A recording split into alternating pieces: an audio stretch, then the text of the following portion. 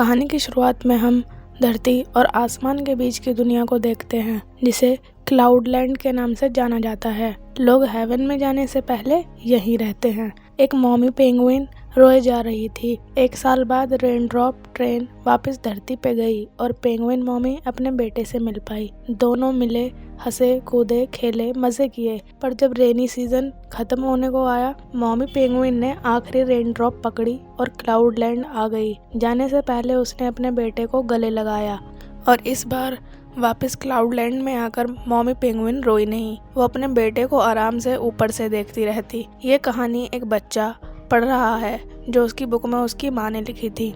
इस बच्चे का नाम है जीहो। जीहो की माँ गुजर गई, इसलिए वो अपनी माँ की किताब पढ़ रहा है। उसकी माँ का नाम सूहा था। जीहो को अपनी माँ के फ्यूनरल से दूर रखा गया। फिर भी कुछ रिश्तेदारों से बच्चे को पता चल गया कि उसकी माँ प्रेगनेंसी की वजह से कमज़ोर हो गई थी, इसलिए वो गुजर गई। जीहो अपनी माँ की फ़ोटो देखकर उनसे कहता है कि हम फिर ज़रूर मिलेंगे। 1 साल बाद जीहो के बाप वूजिन ने सिंगल डैड होने के बाद भी अपनी सारी जिम्मेदारियां निभाई। वो अपने और अपने बेटे के लिए नाश्ता बनाता, घर के काम करता, फिर भी उसके घर में फैलारा हुआ रहता। वूजिन जल्दी उठकर पहले पूल साइड जाता और सफाई करता, फिर आकर नाश्ता बनाता। आकर वूजिन अपने बेटे को स्कूल के लिए उठाता। वो हमेशा अपनी माँ की अलमीरा में सोता था।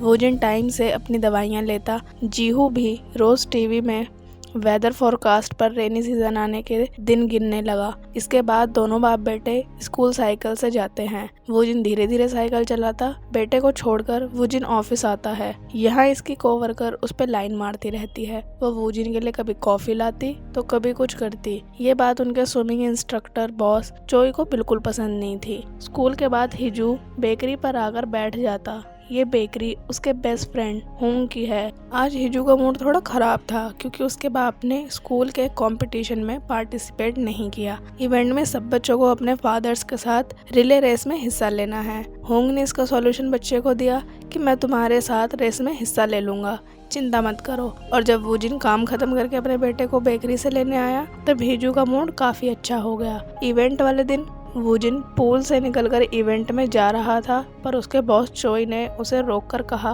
पहले बल्ब बदल दो, उसके बाद जाना। उसे बल्ब बदलने में बहुत देर हो गई। इधर स्कूल में होंग हिजू के साथ भाग नहीं पाया क्योंकि वो बच्चे का बाप नहीं है। हिजू अपनी टी शर्ट उतार कर वापस देने लगा। इतने में वूजिन आ गया। वो रेस में हिस्सा लेने के लिए मान गया। उसने खुद को समझाया, ये बस जॉगिंग करने जैसा है।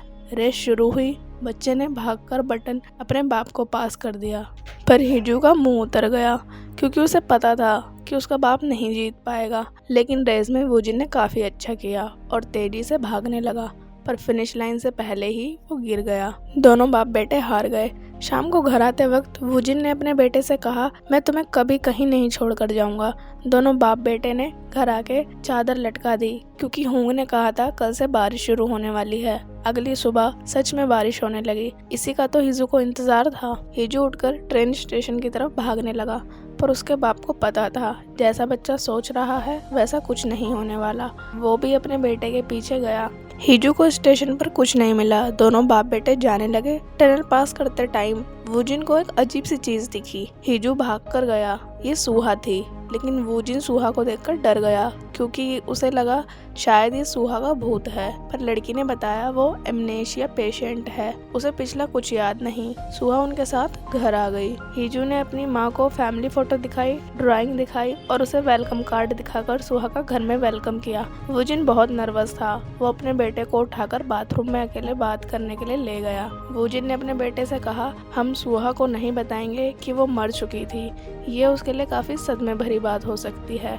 वूजिन नहीं चाहता उसे पता चले और ये झूठ आसान होगा क्योंकि अभी बाप बेटे ने सूहा का सारा सामान घर में पहले की तरह रखा हुआ है। बाहर आते ही सूहा ने दोनों से काफी सवाल पूछे कि मैं यहीं रहती हूँ तो मेरा वेलकम क्यों किया गया और ये घर का कबाड़ खाना कैसे बन रहा है। वूजिन बोला, वो तुम कुछ दिन से हॉस्पिटल में थी और कल ही तुम्हें छुट्टी मिली है, इसलिए घर फैला हुआ है और हिजू उसका वेलकम कर रहा है। आज हम बाहर खेलने के लिए गए थे। तुम्हारा पैर पत्थर से फिसल गया और तुम्हारे सिर पर चोट लग गई, इसलिए तुम्हें कुछ भी याद नहीं है। शायद तुम अपना पास्ट भूल गई हो। अगले दिन सुहा ने नाश्ता बना दिया। हिजू को भी लड़की ने तैयार कर दिया। वुजिन अपने बेटे को स्कूल में छोड़कर चला गया, पर हिजू अपने बाप के जाते ही स्कूल से भागकर घर चला गया ताकि वो अपनी माँ के साथ ज़्यादा टाइम बिता सके। सुहा घर में अपनी वेडिंग रिंग और चीज़ें देख रही थी। अचानक हिजू घर पे आ गया तो लड़की ने सामान छिपा दिया। बच्चे ने अपनी माँ से कहा कि आज मेमोरी नहीं आई तो स्कूल की छुट्टी हो गई। दोनों ने गेम खेली, योगा करी। हिजू अपनी माँ की स्ट्रेंथ देखकर काफ़ी हैरान था। अब वो पहले से काफ़ी ज़्यादा ताकतवर हो गई है और इस तरह दोनों माँ बेटे ने अपना अच्छा दिन बिताया। डिनर के टाइम हिजू ने अपने बाप का बनाया हुआ खाना खाने से मना कर दिया। उसे अपनी माँ के हाथ का बना कुछ अच्छा खाना खाना था। वुजिन ने सुहा से आराम करने के लिए कहा, फिर भी बच्चे के लिए वो खाना बनाने लगी। काफ़ी दिन बाद खाना बनाने का नतीजा ये हुआ कि सुहा ने न सॉस सही से मिक्स करी न खाना सही से फ्राई किया। जल्दी से तेल के छींटे से बचाने के लिए वुजिन सुही के आगे आकर खड़ा हो गया। हिजू को सुलाने के बाद सुहा नहा धोकर सेट हो गई। वुजिन ने छिपकर जल्दी से अपनी दवाइयाँ खा ली। इसके बाद सुहा ने अपने पति के जले हुए घाव पर ऑइंटमेंट लगाई और पूछा, मुझे हमारी लव स्टोरी बताओ, हम कैसे मिले थे। दोनों स्कूल में सेम क्लास में पढ़ते थे। सुहा पढ़ने में बहुत अच्छी थी, वहीं वुजिन स्विमिंग में। वो सारा टाइम प्रैक्टिस करता और क्लास में आके सो जाता। एक दिन स्विमिंग क्लास में वुजिन ने सुहा को डूबने से बचाया। इस तरह वो पहली बार मिले। तब से लड़के को सुहा पर क्रश आ गया। उसने अपने दोस्त होंग को बताया कि वो सुहा को पसंद करता है। सुहा ने वुजिन को कुछ टिप्स दी कि कैसे लड़की को पटाया जाता है। वुजिन ने क्लास में बात करने के लिए सुहा से पेन मांगा, पर लड़की ने बिना पूरी बात सुने हुए उसे चुप करा दिया। डांस क्लास में टीचर ने ध्यान दिया वुजिन एक बुरा डांसर है और सुहा भी, तो टीचर ने उन दोनों का पेयर बना दिया। जब दोनों ने डांस करने के लिए एक दूसरे को टच किया तो वुजिन को शरीर में बिजली के करंट जैसा महसूस हुआ। गलती से उसने सुहा के जूते पे पैर भी रख दिया। जब लड़की जूता साफ करके उठी, वुजिन ने गलती से उसकी नाक पे अपना सिर मार दिया। सुहा की नाक से खून निकलने लगा। लड़की वहाँ से बिना कुछ कहे चली गई। फिर उन्होंने कभी बात नहीं करी। स्कूल के आखिरी दिन सुहा होंग के पास ईयर बुक में साइन कराने के लिए आई। वुजिन भी होंग के साथ ही खड़ा था। वुजिन ने भी साइन कर दिए। जाते टाइम सुहा गलती से वुजिन का पेन अपने साथ लेकर चली गई। प्रेजेंट, वुजिन ने पेन लड़की को दिखाया।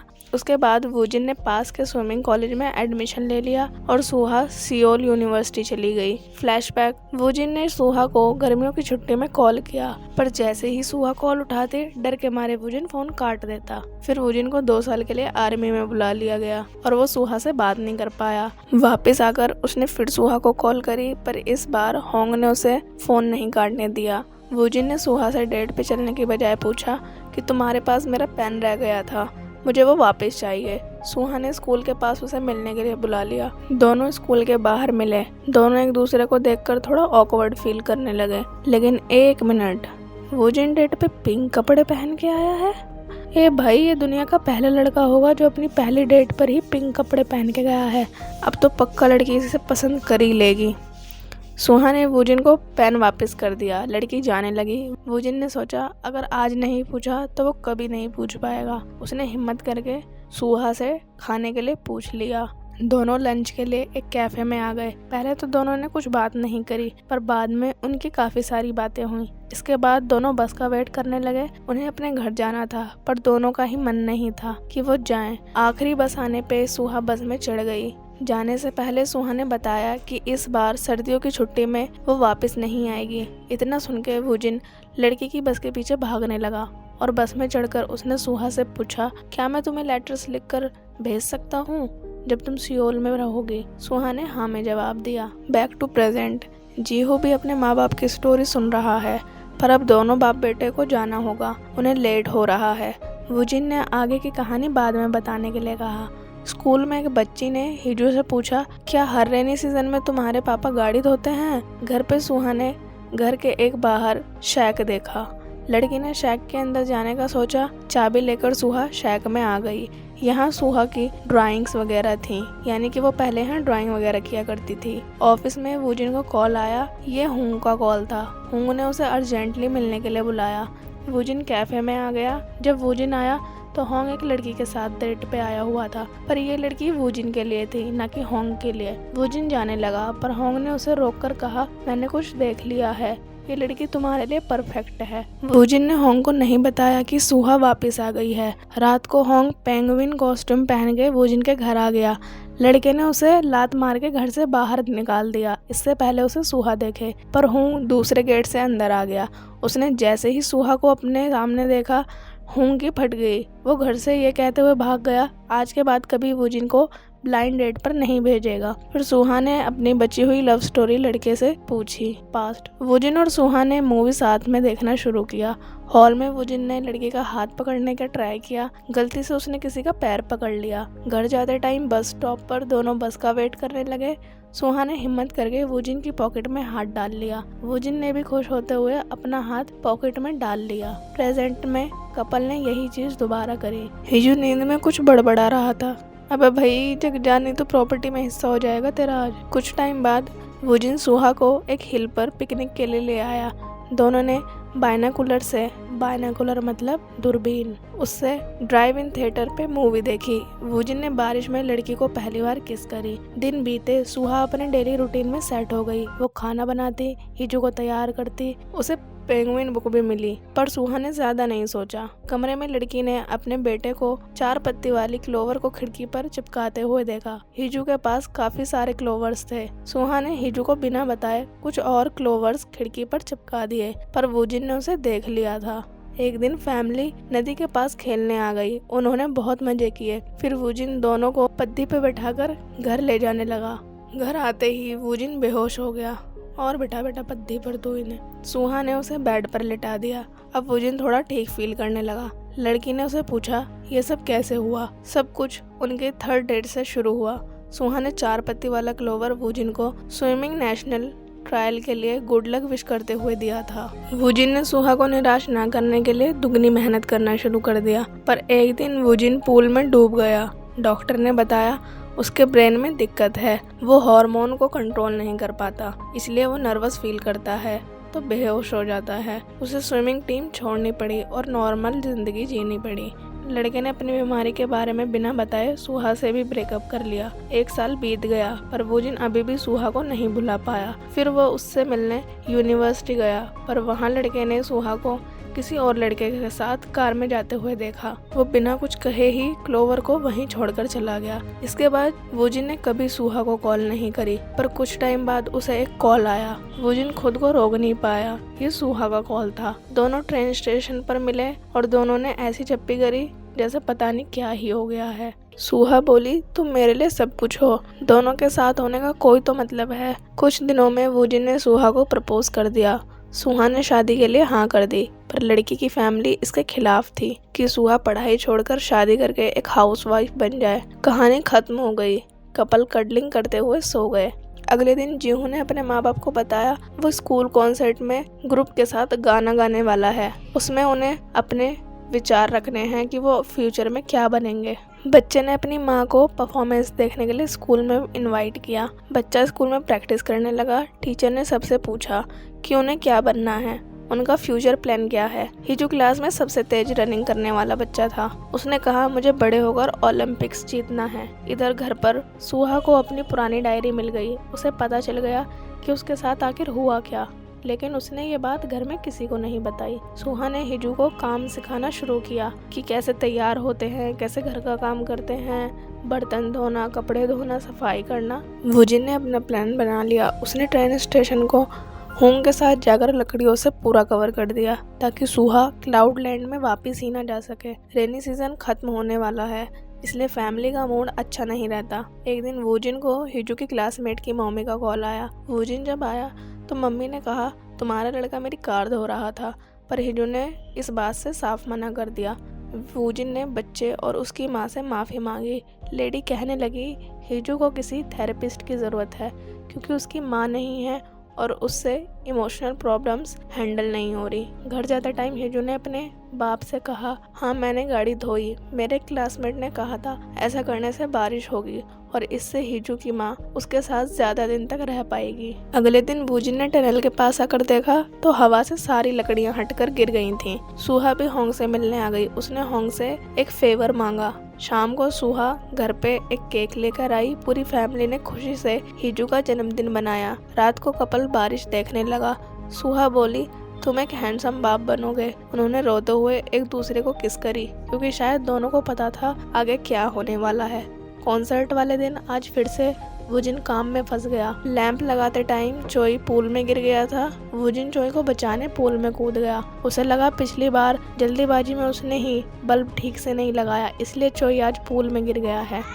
कॉन्सर्ट शुरू हो गया, पर हिजू ने सबको अपने थॉट्स बताने से मना कर दिया, क्योंकि उसके माँ बाप नहीं आए थे इसलिए। तभी सूहा हॉल में आ गई। अपनी माँ को देखकर हिजू ने बोलना शुरू कर दिया। लड़का कहने लगा, मैं एक अच्छा रनर हूँ, साथ ही मुझे घर के भी सारे काम आते हैं, जैसे कि साफ सफाई करना, खाना बनाना, कपड़े धोना और अपने पापा का अच्छे से ध्यान रखना। मैं आगे जाकर उनका अच्छा केयर टेकर बनूंगा। कॉन्सर्ट खत्म होने के बाद सूरज निकल गया। सूहा को पता चल गया कि लास्ट ट्रेन ड्रॉप गिरने वाली है, अब उसे जाना होगा। सूहा स्टेशन की तरफ जाने लगी। हिजू ने अपनी माँ को जाते हुए देख लिया, वो भी उसके पीछे गया। इधर वूजिन एम्बुलेंस में था, उसे भी पता चल गया सूहा जाने वाली है। दोनों स्टेशन की तरफ भागने लगे। सूहा ने अपने बेटे को गले लगाया। हिजू अपनी माँ से माफी मांगने लगा, उसकी वजह से सूहा जल्दी मर गई। बच्चे के रिश्तेदारों ने उससे कहा था प्रेगनेंसी से ही सूहा कमजोर हुई और मर गई। ये बात हिजू के दिमाग में बैठ गई थी, पर सूहा ने कहा ऐसा कुछ नहीं है, अगर हिजू नहीं होता तो मैं लंबी जिंदगी जीकर भी खुश नहीं रह पाती। यहाँ वूजिन साइकिल से स्टेशन की तरफ आ रहा था, पर रास्ते में उसे एक बस ने टक्कर मार दी। लड़का जमीन पर गिर गया।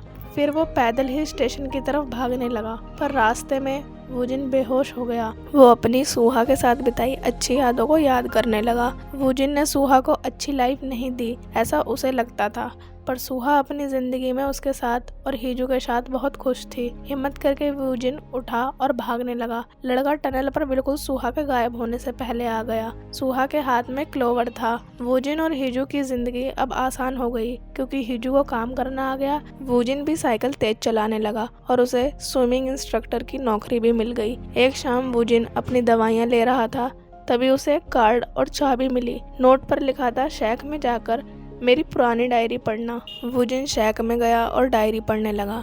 डायरी में सूहा और वूजिन की लव स्टोरी थी, पर सूहा के एंगल से। सूहा ने वूजिन को स्कूल से पहले ही एक गली में जाते हुए देख लिया था, तब से उसे वूजिन पर क्रश आ गया। स्कूल में स्विमिंग पूल में वूजिन को देखकर सूहा नर्वस हो गई और डूबने के बाद तो वो बात करने की हिम्मत ही नहीं कर पाई। पेन मांगते टाइम भी सूहा नर्वस हो गई थी, इसलिए उसने बीच में ही वूजिन की बात काट दी। यही उसके साथ डांसिंग हॉल में भी हुआ।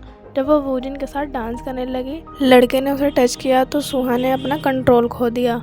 ईयर बुक पर भी लड़की होंग के साइन इसलिए कराने गई ताकि वो वूजिन से बात कर पाए, पर एंजाइटी की वजह से वो उस दिन भी बात नहीं कर पाई। घर जाके छुट्टियों में कई बार सूहा ने वूजिन को कॉल करनी चाहिए, पर उसकी हिम्मत ही नहीं हुई। फिर एक दिन वूजिन का कॉल आया। पहली डेट पर वूजिन ने उसे पेन देने बुलाया था, तब भी लड़की को लगा कि बस पेन की ही बात है, वूजिन उसके लिए कुछ फील नहीं करता। पर वूजिन ने एक कदम फिर से आगे बढ़ाया। फिर कुछ टाइम बाद उनका ब्रेकअप हो गया, पर लड़की कभी वूजिन को भुला नहीं पाई और यूनिवर्सिटी में जिस कार में वो बैठ कर गई थी वो लड़का उसका क्लासमेट था। पर उस दिन भी सूहा ने वूजिन को कॉलेज के बाहर देख लिया।